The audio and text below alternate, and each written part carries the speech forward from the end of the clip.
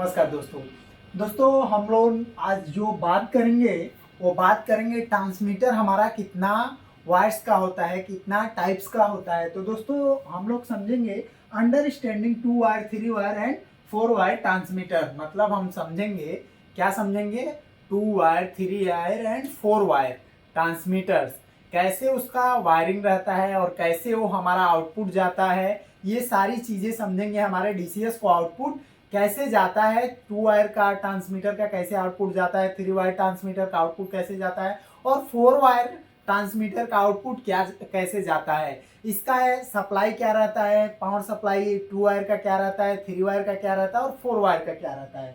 दोस्तों जो सबसे पहले हमारा है, ये क्या है, हमारा ट्रांसमीटर है। और ये कौन से टाइप का है, कितने वायर का है, ये 2 वायर का है। कितने वायर का है, 2 वायर का है। तो इसमें हम लोग क्या करते हैं, जो ये हमारा नेगेटिव है, ये नेगेटिव हम लोग डायरेक्ट कनेक्ट कर देते हैं हमारे पीएलसी से। किससे कनेक्ट करते हैं, पीएलसी से।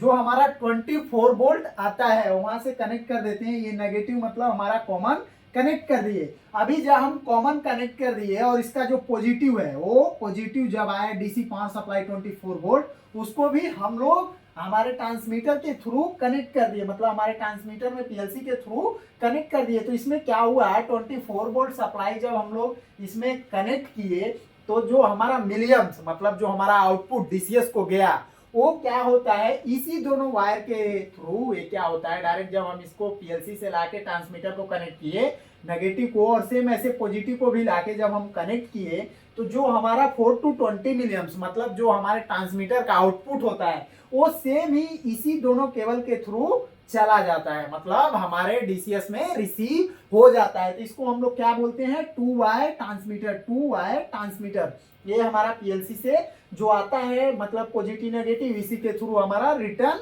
इसका फीडबैक भी जाता है। तो ये क्या है, हमारा 2 वायर ट्रांसमीटर। अभी 3 वायर ट्रांसमीटर हम लोग समझेंगे क्या है। ये देखिए 2 वायर ट्रांसमीटर कॉन्फ़िगरेशन का अभी हम लोग बात करेंगे 3 वायर ट्रांसमीटर कॉन्फ़िगरेशन के बारे में। ये क्या है, ये देखिए ये क्या है हमारा, इसमें एसी डीसी, जैसे ही हमारा 3 वायर हुआ उसमें एसी डीसी दोनों हो सकता है सप्लाई, जैसे ही 3 वायर हमारा ट्रांसमीटर हुआ। लेकिन यदि 2 वायर ट्रांसमीटर है तो उसमें ओनली डीसी रहेगा और वो 24 वोल्ट ही रहेगा। क्योंकि जो हमारा स्टैंडर्ड है, हमारे पीएलसी का जो हम लोग स्टैंडर्ड इंस्ट्रूमेंटेशन में यूज करते हैं, वो 24 वोल्ट ही यूज करते हैं। और जो हमारा आउटपुट होता है 4 to 20 मिलियम्स के फॉर्म में ही होता है। क्योंकि हम लोग 4 मिलियम्स लेते हैं 0% पे, 20 मिलियम्स लेते हैं 100% पे।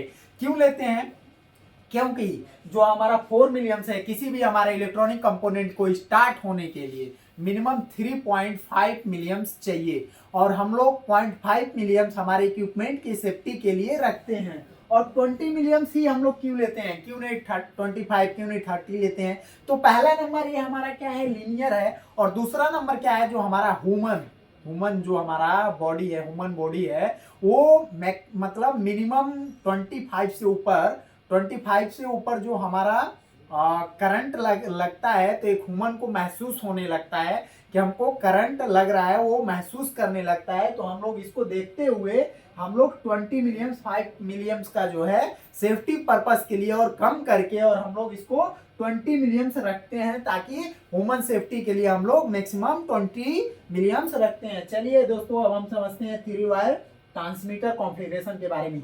ये क्या है, हमारा 3 वायर ट्रांसमीटर है। पीएलसी से जो 2 केबल आता है, ये जो हमारा पीएलसी से 2 केबल आता है, सबसे पहले समझिए ये क्या है। ये जो 2 केबल निकलता है यहाँ पे, मतलब ये क्या हुआ, ये पॉजिटिव हुआ है, नेगेटिव हुआ।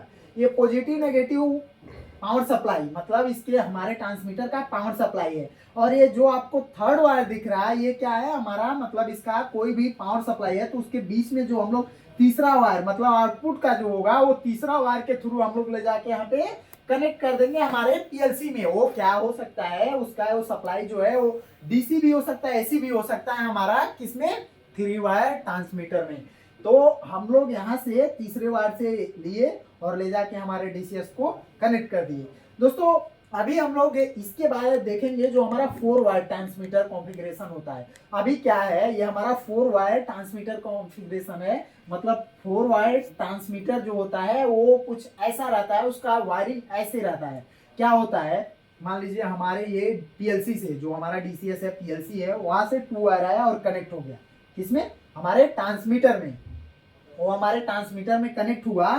तो ये क्या है, सेपरेट हमारा किसके लिए, ये हमारा सेपरेट है 2 वायर जो ये आपको दिख रहा है, जो हमारे पीएलसी से आ रहा है वो सेपरेट है। किसके लिए है सेपरेट, जो हमारा आउटपुट ट्रांसमीटर का जाएगा वो हमारे पीएलसी को जाएगा, मतलब ये आउटपुट जाने के लिए है। और जो आपको ये 2 वायर दिख रहा है, ये 2 वायर मतलब power supply AC and DC, इसमें क्या हुआ है, एक हम लोग एडिशनल पावर अलग से लेके आए, 230 भी हो सकता है आपका, 110 भी हो सकता है, मतलब 230 ऑलमोस्ट होता है। वो क्या है, एज पर डिजाइन 230 मान लीजिए हम लोग पावर सप्लाई लेके आए, इधर से लेके आए पॉजिटिव कनेक्ट कर दिए और इधर से लेके आए, उसके पीछे टर्मिनल जो आप देखेंगे वहां पे 4 टर्मिनल रहेगा। तो हम लोग पॉजिटिव नेगेटिव कनेक्ट कर दिए, हमारा इसका सोर्स सप्लाई। लेकिन जो ये आउटपुट जाएगा हमारा, ये डीसीएस को 2 वायर हम लोग अलग से देंगे और ये चला जाएगा हमारे पीएलसी को। ये क्या होगा, हमारे पीएलसी को चला जाएगा, जिससे हमको प्रोसेस का आइडिया होगा कि अभी हमारा जो प्रोसेस है क्या चल रहा है और कितना रीडिंग है। क्योंकि जब हमारा ये आउटपुट ट्रांसमीटर जो आउटपुट देगा वो हम पीएलसी पे लेके वहां से स्काडा के माध्यम से